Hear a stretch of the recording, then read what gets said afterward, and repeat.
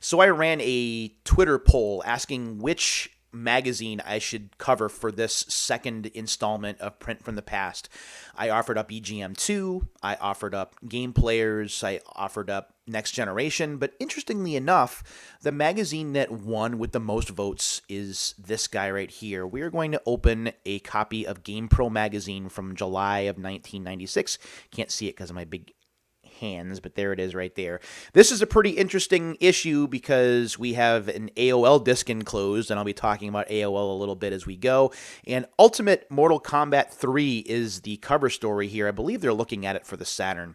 So we're going to go ahead, we're going to open this up, talk about what's inside the magazine, show off some of the advertisements, and of course, I'll give you my perspective from this particular period in video game history as well. So before we do that, let's go ahead and get this guy open. And let's see, I'll do this back here so you can kind of see.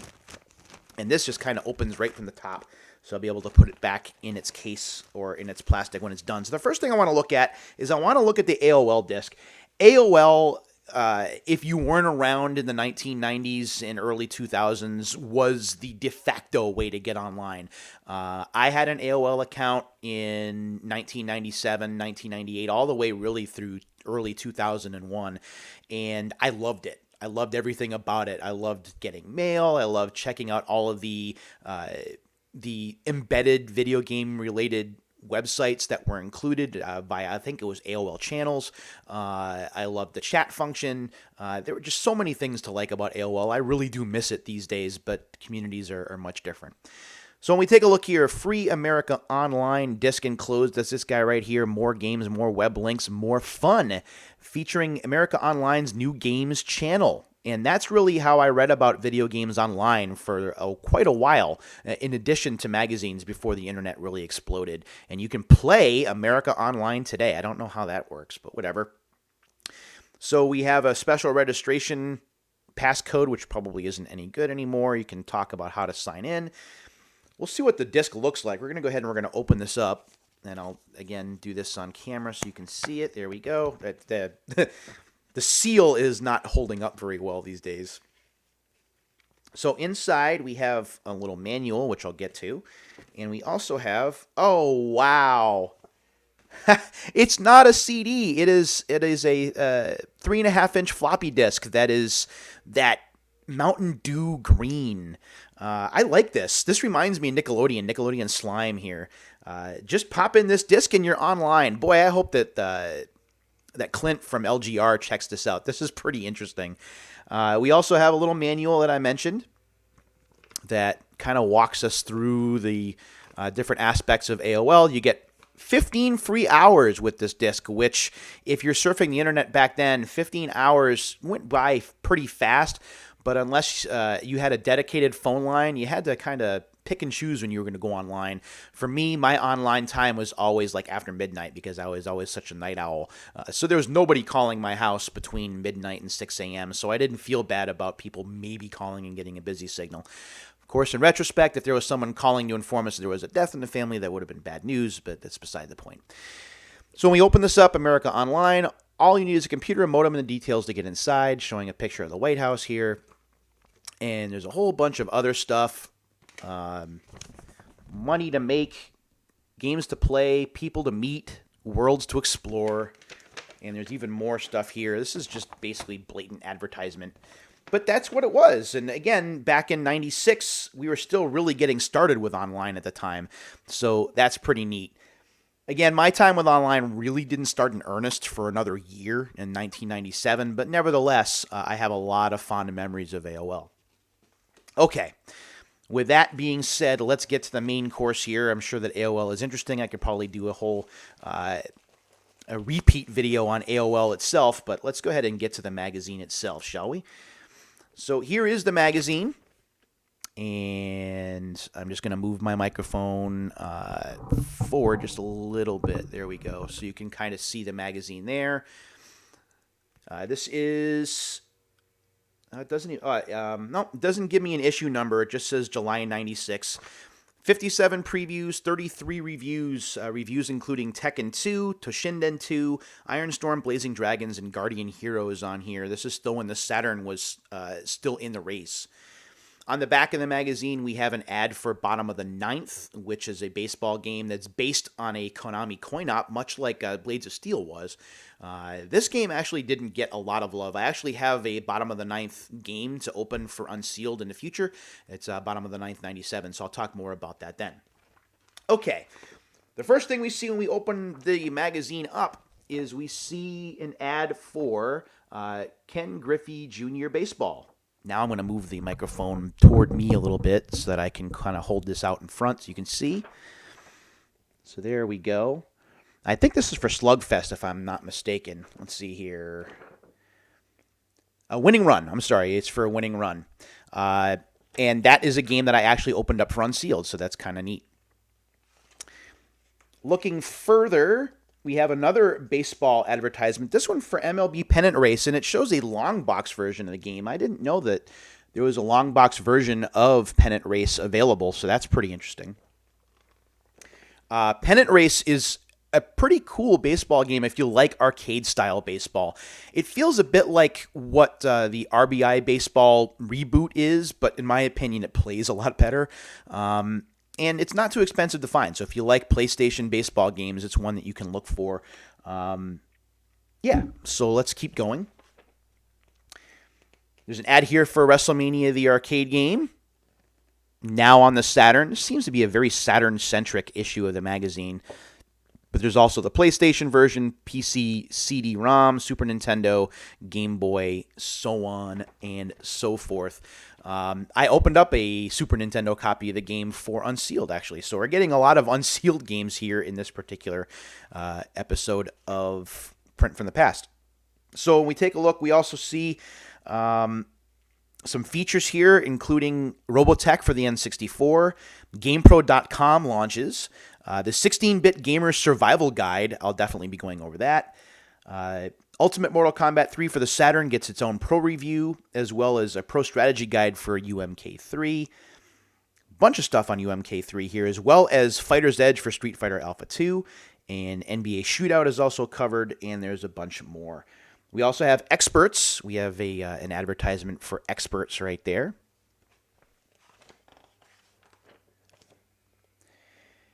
And we have an ad for the Buster Brothers collection as well. It says that it's addictive. I will take the magazine at its word. I haven't played Buster Brothers, to be honest. It's a game I've had my eye on, but the price on it has been just a little high. Not for Unsealed, just for my collection itself. We also have an advertisement for the Olympic series. Yes, 1996 was when we were doing Olympics. I think that is the year that we were in Atlanta, Georgia for the Olympics. IDOS was doing both Olympic soccer and Olympic summer games. Olympic Summer Games is much like a track and field game that you know and love, or maybe not love if you don't like button mashing, whereas Olympic Soccer is a different beast altogether. And I have the game, and I've been meaning to get around to it, but I just haven't yet. Don't be left on the sidelines for the biggest games of the year. That is false advertising. We have a head-to-head section where basically it's kind of like letters to the editor. That's what we've got here, and I want to check out some of these. Okay, so the lead letter, the one that gets the most attention, says here, nobody's happy about Nintendo's springtime announcement that the Nintendo 64, formerly the Ultra 64, formerly Project Reality, is going to be delayed until the fall. Gamers such as those whose letters appear on this page don't want to wait another 3 minutes. Much less another 3 months, after being promised that the system would be ready by the end of 1995, and then by April 96, and now by September 30th. This should have been the summer of the N64, but instead it's 3 more months of waiting. Gamers aren't the only ones frustrated. Editors have been fascinated for 2 years with sneak peeks of the N64 and its games. Nintendo itself isn't happy either. Following 2 earlier delays, this postponement worsens Nintendo's reputation as the company that can't meet a deadline. And Nintendo can't be pleased that many potential N64 buyers like TLY7672821 and the upset gamer at Right, I wonder if that's where the irate gamer came from. Anyway, aren't waiting anymore. What would have been Nintendo dollars now belong to Sega or Sony. Oh no, heaven forbid that someone buys 2 consoles. Nintendo has two compelling defenses when gamers express frustration about the delay. First, the systems never wavered in price. Oh, this is from the GamePros themselves. Oh, no. Oh, gosh. The systems never wavered in price. The $250 figure is so tantalizing that everybody's willing to wait a little longer, even though Sega's gunning for that advantage with its new $250 price tag for the Saturn. Where was I? In addition, by delaying the launch, Nintendo will have more games available when the system finally does come out, up to a dozen titles by Christmas. Wow, a whole 12. Everybody's willing to wait for great games, right? If you build it, they will come. Won't they? That's what Nintendo's counting on. The company already has gotten encouragement from retailers who expect the N64 to be the biggest selling system in years. Sorry. I know that's not supposed to be funny. Boosted by this vote of confidence, Nintendo expects to ship more than 1 million N64s in the United States in 1996, a number that dwarfs the Saturn and PlayStation launches. Remember also that September is a bigger month for sales than April because of its proximity to the holidays. Nobody likes to play the waiting game at Nintendo figures it's a game it'll still win. Oh, how very wrong that statement was, as Sony beat the pants off them with the PlayStation. Look, the N64 delay was unfortunate, and it's completely understandable, but delays happen, and we're seeing this still, even today. Games and game consoles still continue to be delayed, and yet people move on. And believe it or not, people still do buy multiple consoles. If people bought a PlayStation at launch and the N64 was delayed, that gives them time to get even more money so they can have two consoles and just be able to play the games they want to play instead of dealing with annoying exclusives. So this whole thing, while I understand it, and it certainly catches the eye, and it certainly gets you revving whether you're a Nintendo fan or not, really just patently ridiculous. And it really didn't matter at the end of the day because the PlayStation wound up winning that generation pretty handily, and there were more factors than the delay that read into that, but that's neither here nor there. So there are letters here about the Nintendo 64 delay, games and gear, the magazine biz, and so forth, but we're going to move on because we're already 12 minutes in. Buyers beware. This is a pretty interesting section of the magazine because people would write in with all kinds of consumer questions about games that weren't working or didn't meet up to code or things like that. One example here: when I play a season in NBA Shootout, I follow the directions to save the season on my memory card, but when I go back to continue, the season is never saved. I've already returned the game 3 times, and none of them will save season games. What do I do? How could Sony bring out a game if they know a bug like this exists? Answer from Ron at Sony Computer Support. There seems to be a problem with the way NBA Shootout loads the previously saved seasons. As with NFL Game Day, you must start the game without the memory card in the Player 1 slot, then go to the season option and select Load Season. Then insert the memory card above the Player 1 slot and load the season. This is the opposite of what you're supposed to do for NHL Face-Off. The Watchdog, which is kind of like the third party, like the magazine, the person who works for the magazine, says, Sony never answered the question of why these things happen. It should print a disclaimer in the box that says special handling is needed. This is one of those cases when we're talking about modern generation patches that one would obviously be necessary. If there's a situation where you can't save your game, you can't save your progress, especially in sports games where you're talking about seasons that are 60, 82, 162 games in the case of baseball, you need to have a memory card in memory card support or some kind of save feature. And password support really isn't going to do it, especially when memory cards were supported by the PlayStation. So that's pretty unfortunate. There are a whole bunch of these here. I'm not going to read them all in this episode. Maybe I'll come back and do a repeat on some of these letters to the editor and buyer beware kind of things. They're pretty interesting, but it's nice that they're had here, as I think that they do serve a purpose for some users that were experiencing some of these same problems. So that's neat. There's something here about NHL 96. There's something here about the 3DO. So that is pretty interesting as well. We also have these little cards like I showed off last time. Yes, we want to subscribe to GamePro if they were still around. Pro News. 3DO's downhill slide begins. Now that 3DO sales have been surpassed by the PlayStation and the Saturn, concrete signs of the 3DO's demise are emerging. Studio 3DO, the in-house software division of the 3DO company, announced that it would no longer make games for the 3DO. We've gone through a cycle of titles for the platform, said a spokesman, and now given the size of the market, it doesn't make sense to continue to make 3DO games right now. 3DO in 1996. By 1996, we were already starting to see some 3DO games getting ported to the PlayStation and the Saturn. Need for Speed, Road Rash, Total Eclipse, Slam and Jam 96. Those are just a few of the ports that were made. Unfortunately, the 3DO, in my opinion, is a console that came out a little bit ahead of its time and was certainly hamstrung by its ridiculously high price tag. If you go back and you play the 3DO today, provided you can find one that works well, the games still hold up. The video quality is very good. I think the games handle pretty well, and the controls hold up. And the games that were ported, like Road Rash and Need for Speed, the versions of the games for 3DO are actually better. They contain more FMV sequences, and the video quality, in my opinion, is a little bit better as well. So it's unfortunate what happened to the 3DO, but by 1996, the writing was already on the wall, and it was time for 3DO to move on, and that's when we started to see the transition from 3DO, the hardware division, to 3DO, the software division, much like we would see happen with Sega and the Dreamcast in 2000 and 2001. We also have next-gen system sales comparisons in April 96 in North America. So we had 1 million PlayStations, 500,000 Saturns, 300,000 3DOs, and 150,000 Jaguars. Jaguar was still a thing back then, and I actually have a Next Generation magazine that has Jaguar as its cover story. I can't wait to get to that. When the N64 is released in Japan on June 23rd, it'll cost about $250 US. It will come with one controller, one AC adapter, no game. The game, 3 games will be available for purchase, all at $95 US. Super Mario 64, Pilot Wing 64, and the chess game Habu Shogi.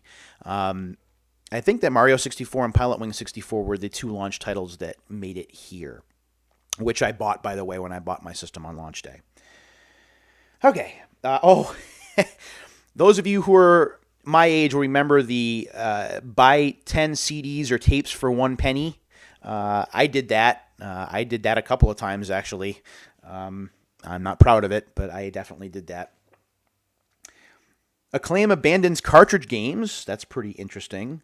The 18-month slump in the video game industry has claimed one of its biggest victims. Acclaim Entertainment, famous for the X-Men, Mortal Kombat, and NBA Jam games, has quit the cartridge business. The surprise announcement means that Acclaim will turn its back on new games for the Super Nintendo, Game Boy, Genesis, 32X, and Game Gear, 5 systems that had generated more than $1 billion in gross revenues for Acclaim in the 1990s.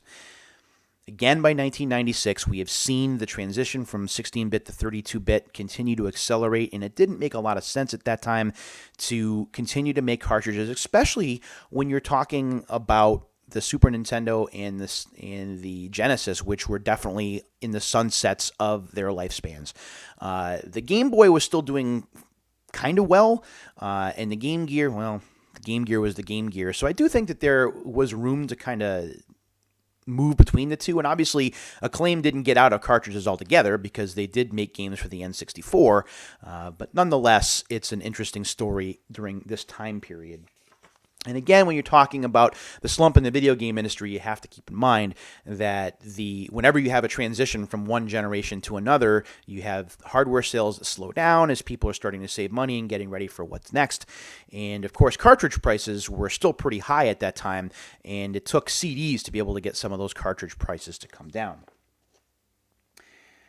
News bits. The hottest game rumor of this month centers around Capcom, and according to industry insiders, a deal is apparently being hammered out with Nintendo to bring out a 40 meg arcade true version of either Alpha or Alpha 2 to the Super Nintendo next year.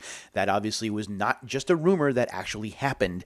The game does suffer from some issues, some animation issues, some loading problems, which is weird to see on a cartridge, but nevertheless, the game does exist. You can buy the cartridge itself, or if you have a 3DS, you can buy it in the virtual console portion of the store for $8. It is an interesting thing to talk about, an interesting conversation piece, and there are worse games to play on the go than Alpha 2, but there are definitely better versions of the game to play as well. Oh boy. Iron Man and Exo Man-O-War, the video game. No comment on this one other than the fact that don't play that. Just don't. GamePro Online is finally rolled out. We have, wow, they're actually listing IP addresses for like DigiPen, 204.174.42.103. That's the website for DigiPen, so they weren't even using DNS at that point. You could do chat rooms with GamePro, and I want to talk about chat real quick here in just a minute. Message boards, file vault, archives, guest conferences, hot news, so on and so forth. I did GamePro chats in the late 90s. That is how I met Dan Electro, a.k.a. And Dan Amrich, who has worked at plenty of video game magazines and has now done PR for a couple of different companies, did PR for Activision for a long time, and now he's working with Ubisoft. Dan is a class act, a super smart guy, and a very talented musician. And talking to Dan in the chat, as well as some other GamePro editors, is really what opened the door for me starting to do some video game writing, some reviewing in the early 2000s. Talking to those guys gave me the confidence to start writing on my own. So having that level of interaction with editors of video game magazines, this was before social media was a thing. The only other way you could do that was to send letters to the editor, and it was never two-way communication. It was only one-way communication. So having those chats was definitely a big deal in the mid and late 1990s, and I remember that very, very fondly. There's an ad here for Battle Arena Toshinden 2 as well. I don't understand. I never understood the excitement around the Toshinden games. I never understood the mechanics. In going back and playing the original Toshinden very briefly recently, I'm terrible at it. And I was terrible at it when the game was new. So playing the demos back then never really sold me on the series. There's an ad here for the Pippin. Or not an ad, but for the cutting edge for the Pippin here. And I'm not going to go too much into it. The Pippin Atmark surfaced in Japan, formerly called the Bandai Power Player. The Pippin is basically a Macintosh computer customized to function as a network computer, game system, and home productivity machine. Going for about $500. Memory of a whole 6 megabytes, which was expandable to 13 megabytes. 13 megabytes, wow. Quad speed CD-ROM, that's a pretty big deal. AV, S-Video, and VGA, also a big deal. Serial port, GeoPort, external floppy drive is available, and external hard drive is in development. I have no experience with the Pippin. I just heard people talk about it. I really probably should do a little bit more research on it to see why it was so interesting. I do know do remember that it had something to do with Apple, and obviously the Macintosh being the part of that as well. There's an ad here for Ultimate Mortal Kombat 3. I have a feeling we're going to see that a bit more as we go through the magazine. GamePro Labs talking about the Memory Card Plus for the PlayStation and the Saturn. Look, third-party accessories, I understand why they exist, and some of them fill holes that platform companies, hardware companies just didn't fill. PlayStation memory cards were relatively small and very easy to fill up, again, especially if you were playing a lot of sports games like I did. But Interact cards, I never felt really comfortable using those because they were third party, and I always feared that they were going to cause damage to the memory card port. So I didn't really touch them. And to be honest, I still don't today. All of the memory cards that I have for the PlayStation and the PS2 are officially licensed, whereas the Interact cards were not. There's also an Interact Advanced Automatic RF Converter for the PlayStation, Saturn, Genesis 2, Sega CD, and 32X for $32 as well. So those are just a couple of the things that are covered. GamePro Labs reviews more accessories and hardware than software. I don't know what this is an ad for. We're going to find out. Oh, the Blockbuster Video Games of Summer Sweepstakes. Oh, remember Blockbuster? Oh, man, I sure do. I could do an entire video on that, too. Just look what you can win. 10 ultimate game rooms, including Sony Maximum TV system with 40-inch big screen TV. Remember when a 40-inch TV was a big deal? Now TVs are twice that size. Surround sound speakers, hi-fi VCR. Hi-fi. Who even uses that term nowadays? Acclaim NBA Jam Extreme arcade game. Boy, I would just turn on and sell that. Saturn, PlayStation, gaming chair, PlayStation and Saturn games from Acclaim, and 1 year free Blockbuster video game rentals and more. And this is just sweepstakes. It's not the video game competition that Blockbuster had run before then. Blockbuster is a very cool place to hang out. I not only rented games from there, but I bought games from there as well. So, yeah. So here is a look at a Nintendo 64 game, Robotech. I don't even remember whether this game came out or not. I'm trying to remember off the top of my head. It probably would have made sense to look that up. Screenshots look okay. They look very N64-ish, especially when they're screenshots and not in motion. The biggest problem with the N64, of course, is that its frame rate for a lot of games questionable, and there's a lot of fog in the background in some of the games as well. But that's a look at Robotech Crystal Dreams. Does it say who the company is? From GameTech. Well, there you go. Another ad for GamePro Online, where they recommend Shockwave. Another thing that'll make you feel really old as well. An ad for VR Sports from Interplay, where they did VR Golf, VR Soccer, VR Baseball. The games were middle of the road, in my opinion. I do like VR Golf, but the other ones I could kind of take or leave. An ad for Mortal Kombat, the movie. There it is, $19.98. Is that how much you're paying? Or lower? So you could get this on video back then. Now, of course, you can get it on Blu-ray or you can get it digitally. I actually have it on DVD. I really should upgrade. I've seen the movie. I think the movie's okay. I don't think it's an acclaimed piece of artwork, but it certainly brought the video game to life better than Street Fighter the movie did, or better than Double Dragon did. So the movie should be commended on those merits, and I thought the soundtrack for the movie was excellent. There's an ad here for the GamePro telephone hotline. Back before the internet, you had couple of other ways you could get video game hints and tips and tricks. You could either get a video game magazine like GamePro right here. You could buy or rent a VHS tape that would walk you through some of the game strategies. Or you could make a phone call and bankrupt your parents by paying X amount of money per minute to places like GamePro and EGM and other places.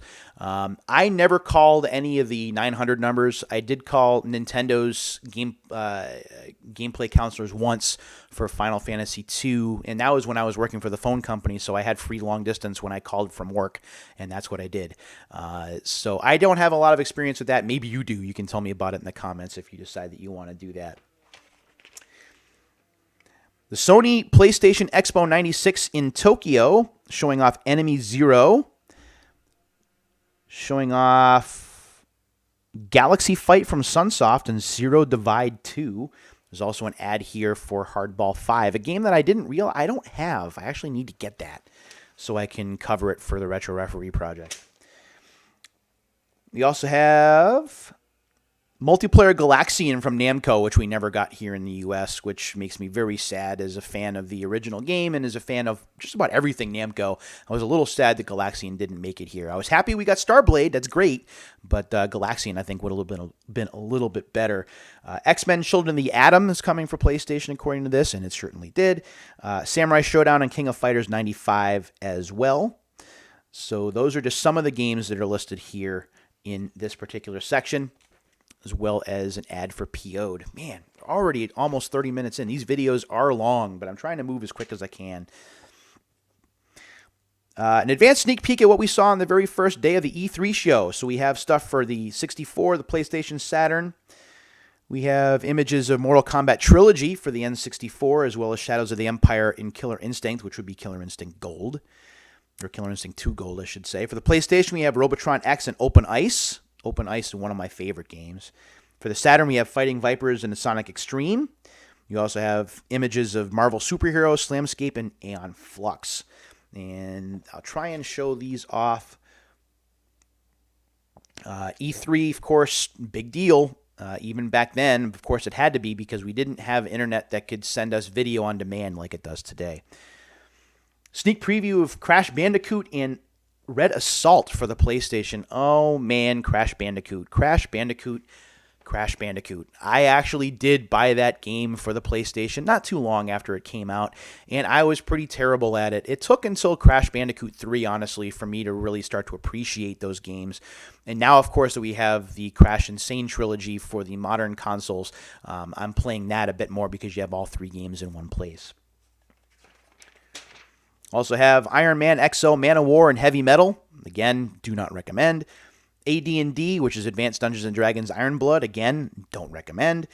Bugs Bunny in Double Trouble for the Genesis, a game that I have not played. I have a thing for the Looney Tunes games, for a lot of them. One Looney Tunes game, again, just a tangent here. There's a time travel game featuring Bugs Bunny for the PlayStation. It's pretty good that I recommend. Crime Wave for the Saturn and Shining Sword for the PlayStation from American Laser Games. I don't even know if Shining Sword actually made it here to, or made it out, or whether it got canceled.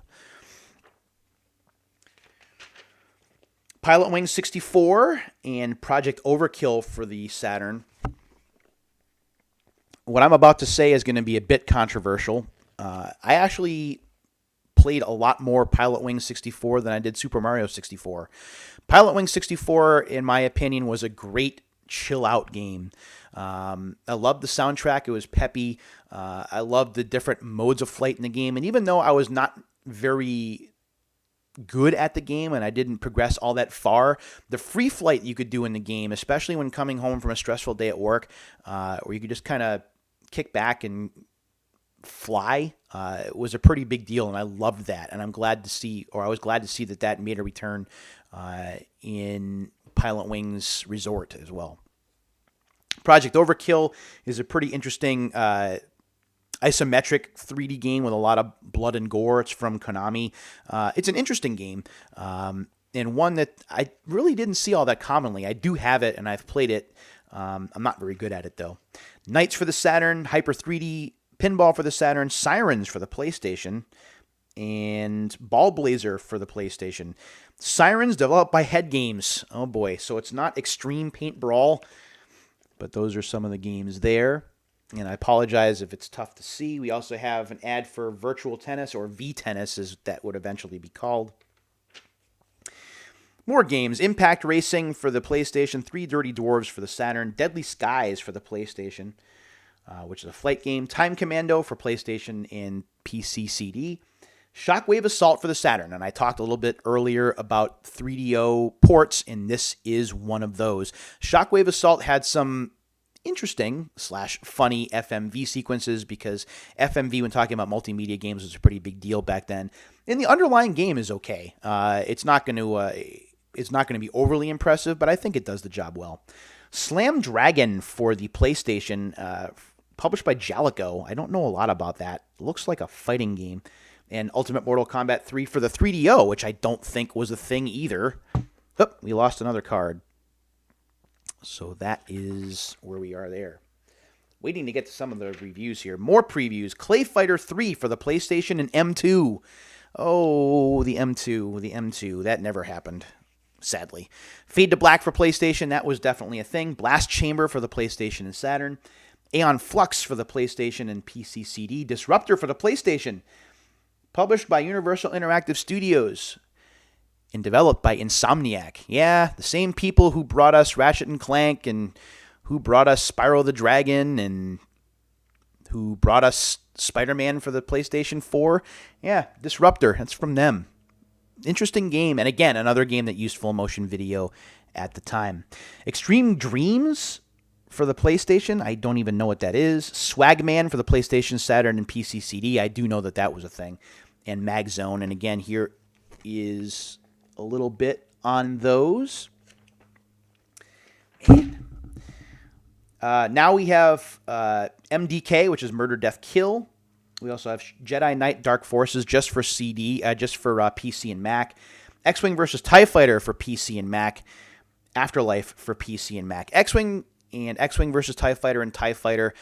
My memories of that, girl I was dating in the mid-90s, her dad had made an outlay for a nice computer, and I convinced him to buy TIE Fighter for his computer. And I remember when he got it, even though I was terrible at it because I wasn't very good with all the different keyboard commands. The game looked great and was such a very novel and new concept, and I loved it. And I was always sad that we didn't get versions of that or something like that ported to console. The closest we would wind up getting would be things like Rogue Squadron or even a game like Crimson Skies for the Xbox, which was completely different, but at least the same general idea. What else we have? Konami Sports has a couple of ads for International Track and Field in the final round. I've done the final round here on the show on Unsealed. International Track and Field is a really fun 3D update to the track and field formula from Konami, and is a game that's a lot of fun if you're playing multiplayer. Also, previews here for Rama, Warcraft 2 Beyond the Dark Portal, and some X-Band games for PC as well. As another index card flies out. Virtua Fighter 3, right there. Virtua Fighter 3 is listed as a Hot at the Arcades item. The Virtua Fighter games I really wanted to get into, and I never understood the fighting system. I do have a new copy of Virtua Fighter 4 Evolution that I want to open for Unsealed, although I think it's a resealed copy of the game. But nevertheless, that one's fun just because the quest mode single player makes you feel like you're playing in arcades. But Virtua Fighter 3 is a game I didn't really play in arcades much at all. And even when Virtua Fighter 3 TB came out for the Dreamcast, I really didn't play it much. I think I played it at a video game store, but I didn't own it. There's an ad here for Skeleton Warriors, one of Jim Sterling's favorite go-to memes for his videos these days. Gunblade NY, which you can now get for the Wii, and I do believe that the pricing for that is stupid expensive now, as well as an ad for the Game Shark.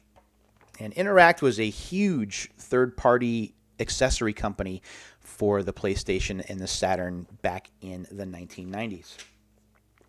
Here's a pro review of Tekken 2, which gets 5s across the board. I believe that's Scary Larry that's doing the review of Tekken 2 here. Tekken 2 I wasn't originally going to buy. Tekken 2, I played the original Tekken. I think I rented it actually, but I didn't own it initially. But Tekken 2, the reason I bought it wasn't because of this magazine. It was because of Game Fan's review of it, saying it was a must-buy title. You have to buy it. So my fear of missing out took over, and I wound up buying the game. And while I wasn't as overly impressed with it as Game Fan or even GamePro here, it certainly was building an awesome series of fighting games, which would expand further with Tekken 3, which is arguably the best of the Tekken games for the PlayStation console. Then Tekken 5 is one of my favorite PlayStation 2 fighting games, and of course Tekken 7 now continuing to see life years after its release with a new season of content, I believe, on its way. The music in Tekken 2, some of my favorites to listen to. Namco's music team just knew exactly what it was doing, but also visually I think the game looked really good. Definitely comparable to arcades with some of the light sourcing and shading and some of the other things. Plus, it was moving at 60 frames per second, which was a pretty big deal, considering that a lot of polygon-based games for the PlayStation weren't always able to meet that 60 frames per second criteria. All right. We also have a review of Battle Arena Toshinden 2 from Major Mike, where it gets 3 4s and a 2.5 for fun factor. So much for a deep fighter. There aren't many combos, just a plethora of special attacks. The 3 new fighters liven things up, but otherwise Toshinden 2 provides nothing terribly new. Again, I never understood the fascination with Toshinden games, but nevertheless, there were 3 of them for the PlayStation, and this was the second. We also have an ad here for Tecmo Super Bowl coming to the PlayStation and the Sega Saturn. I don't recall whether it made it for the Saturn. It certainly did for the PlayStation, and unfortunately was not very good. We have reviews here of Skeleton Warriors and RoboPit. Skeleton Warriors getting a 4.5 in graphics and then 4.0 for fun factor, control, and sound. RoboPit getting 3.5 for graphics and sound, and 4.0 for fun factor and control. I have Skeleton Warriors. I don't have RoboPit. I have RoboPit 2, brand new, that I want to open for Unsealed down the line. Whoa, nice catch. We also have reviews of PO'd and Shell Shock. PO'd gets 4.0 for graphics, 3.5 for sound, 4.0 for control and fun factor. Shell Shock getting 4.0s across the board. Shell Shock is a tank game, I believe, whereas PO'd is more like a first-person adventure game. 1-900-860-TIPS. You can call GamePro and you can get all the answers to your gaming-related problems. $1.29 a minute. So if you're on the phone for 5 minutes, you're talking about over $6. Ouch. Here's a review for Ultimate Mortal Kombat 3 for the Saturn, where it gets 4.5 for graphics, 4 for sound, 4.5 for control, 4 for fun factor. It is a full 2-page spread on the game. I gotta be honest, the Mortal Kombat games, while they're cool, and I certainly watched people play them in arcades a lot. Any game with a block button, we're talking about fighting games, are ones I never really got the hang of. Plus, memorizing the fatalities, other than like Scorpion's flame fatality, there it is. I was never really able to remember, and it wasn't easy back then to carry around a list of fatalities. We didn't have, you had PDAs, but very rudimentary ones back then. You didn't have a cell phone. You could look it up as you were playing and kind of have it on the go. So unless you were carrying a printed out sheet or you were carrying a strategy guide with you, it wasn't always easy to remember those, and you kind of had to figure them out on your own. Wipeout for the Saturn got a 4.0 in fun factor, 3.5 for control and graphics, and a 3 for sound. Really? All of the thumping tunes of the PlayStation version report for duty. The somewhat flat effects, however, fizzle without the fierce edge that kicked it in the original. This review from Air Hendricks. Guardian Heroes for the Saturn, 2.5 for graphics, 3.5 for sound, 4 for control, and 4.5 for fun factor. So if you didn't mind the game looking kind of crappy, you had a pretty good game on your hands, at least according to Scary Larry's review here. Primal Rage for the Saturn gets 4.0 for graphics, 4.0 for control, 4.5 for sound, and 2.5 for fun factor. Creature Shock is also covered here. I'm not going to go into all of these because this video is already 40 minutes long. Pro review of Golden Axe the Duel, In the Hunt, and Alone in the Dark for the Saturn. So the Saturn definitely getting a lot of coverage in this particular magazine, but these are more capsulated reviews than they are full-page spreads. Also have an ad here for Funko Land, back before they were doing retail stores, and they were just a mail order company. The 16-bit Gamer's Survival Guide, talking about time killers for the Genesis. Just don't. There's an Angry Video Game Nerd episodes that talks about Mortal Kombat ripoff games, and that's one of the games that he covers. But also GameSack's covered time killers in the past too. Just don't. Unless you're a collector, just don't. Bassmasters Classic Pro Edition for the Super Nintendo. We also have the 10 favorite sports titles 16-bit of all time for Greasy Gus and Air Hendricks. FIFA 96 for the Genesis, Greatest Heavyweights for the Genesis. I totally agree on that one. That game deserves a lot more love. Hardball 95 for the Genesis, Head-On Soccer for the Super Nintendo, Ken Griffey Jr.'s Winning Run for the Super Nintendo as well. Madden 96 for the Genesis, or for the Super Nintendo. That's a thumbs up from me too. NBA Jam TE for the Super Nintendo. I think the Genesis game fits just as well. NHL 96 for the Genesis. PGA Tour Golf 3 for the Genesis. Good to see that game getting respect. Big thumbs up on that one. And World Series Baseball 95 for the Genesis as well. So as you can see, airing a little bit more on the Genesis side than the Super Nintendo side, but nevertheless, by this point in the 16-bit wars, sports games were playing on a much more level playing field between the Genesis and the Super Nintendo. There's an Ask the Pros section here, so if you're looking more for 16-bit tips and tricks, you could ask the pros. One of the requests here is, can you please tell me the level select code for Mickey Mania? Mickey Mania is one of the best 16-bit Mickey Mouse games, and it's the only one with a level select trick. So here's the level select code for Super Nintendo. Choose Sound Test, set music to Beanstalk 1, and sound effects to Extra Try. Put your cursor on exit, then hold L for about 10 seconds until a sound effect signals that the trick has worked. Start the game, and you arrive at a level select screen before gameplay begins. You can do that for the Genesis as well with slightly different instructions. I always love these sections. Again, before internet. So if you ever wanted to see one of these, this is why you would buy video game magazines, for the hope that one of the games that you need a tip or trick for would be covered in a magazine like this. Quick hits, talking about Psychic Detective, Starblade Alpha for the PlayStation, Brain Dead 13, Snow Job Criticom, Extreme Pinball for the PlayStation, Romance of the Three Kingdoms 4 as well. I'm a little disappointed that Starblade Alpha got only 3.5 for graphics for the PlayStation. I think part of that might be because the frame rate isn't great, but I think the game actually handles pretty well and plays just like the arcade and looks a little bit better. It doesn't animate as smoothly as the arcade game, which is important, but I think the textured graphics look a little bit better than the wireframe ones or the vector graphics for just wireframe graphics for the arcade version. Another ad for GamePro Online, plus you can get online with America Online today.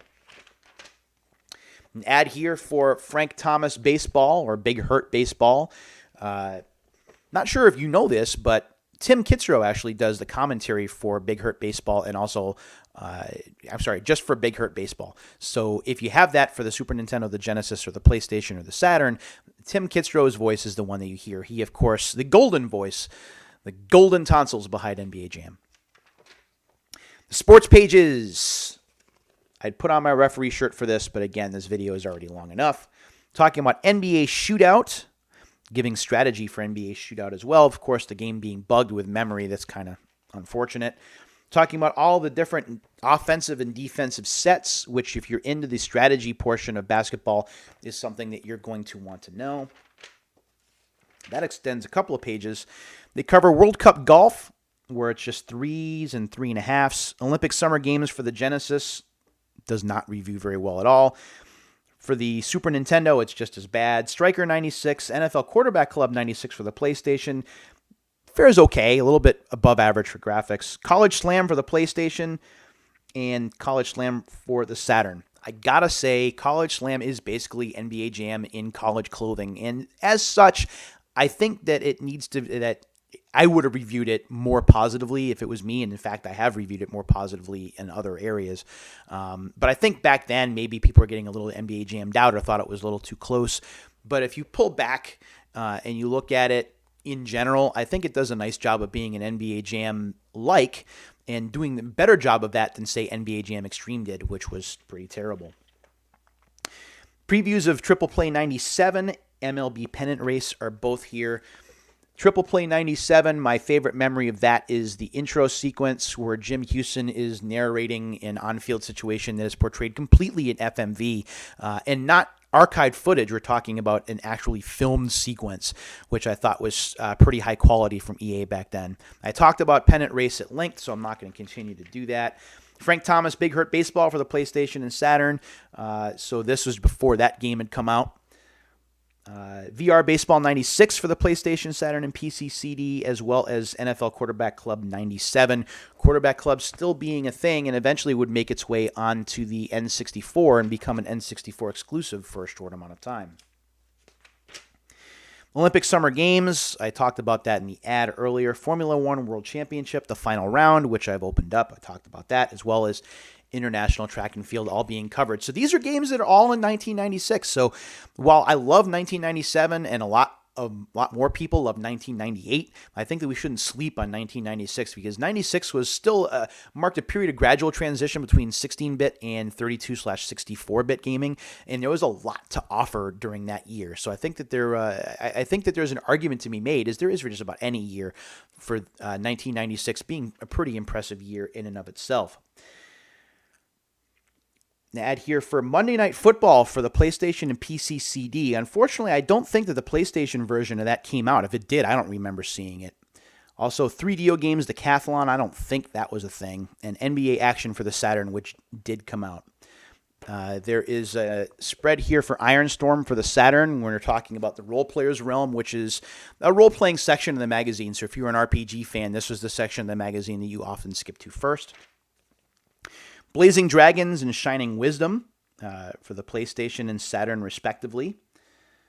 Discworld 2 is a future fantasy, which means it's a game that's going to be coming out. Beyond the Beyond for the PlayStation.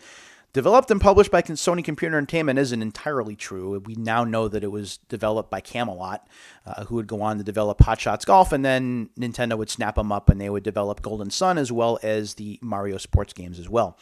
Carnage Heart for the PlayStation, Legend of Oasis for the Saturn, There's a guide here for Super Mario RPG as well, which I'm sure was an important thing back then. Mario RPG, I think, deserves a little more love. And I'd like to see it on the Switch, since we didn't get it for the 3DS. Fingers crossed, but I don't think it's going to happen.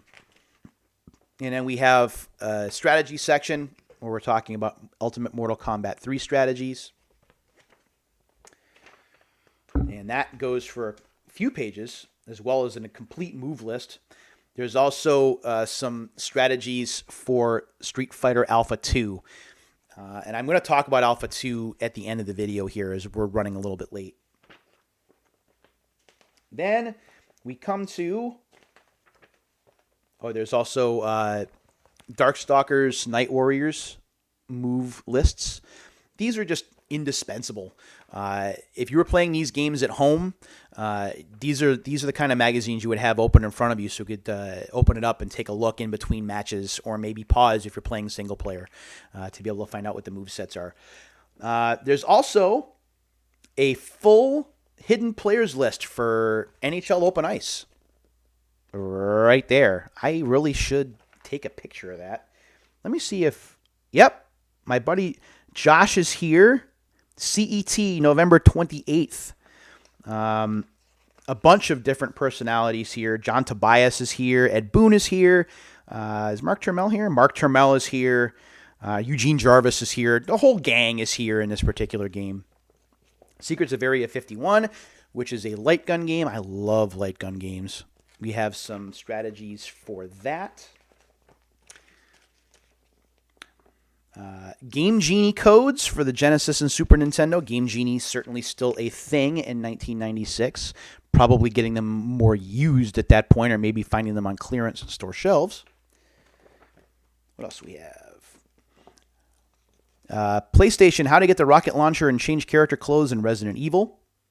How to play as Human Smoke in Ultimate Mortal Kombat 3 in the arcade.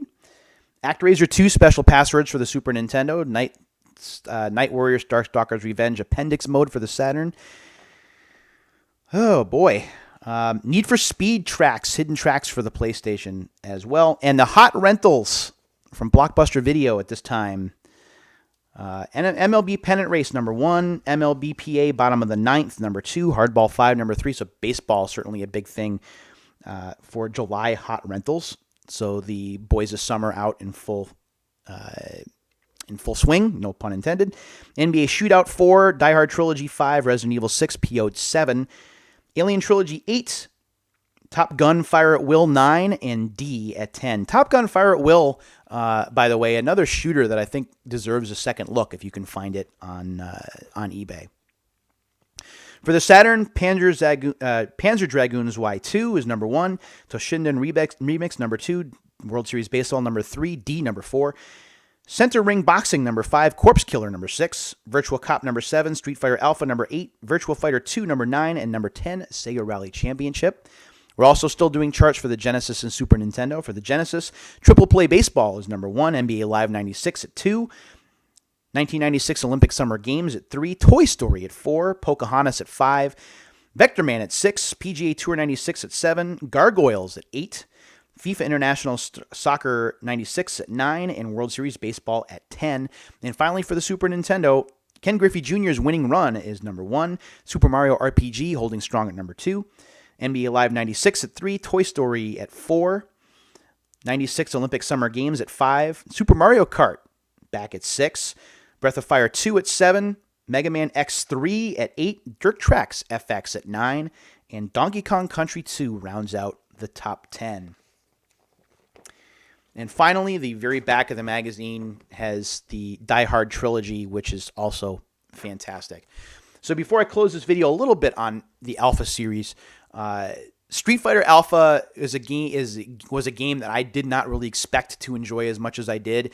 It was at a bowling alley that I used to bowl league at, where there was also an NBA Jam machine and also a teed-off pinball machine. So I would always get to the bowling alley really early, and I would pump quarters into these games. And Street Fighter Alpha, I would play a lot as Sagat, actually, because he has a killer Tiger Uppercut that connects for between 10 and 12 hits at a time.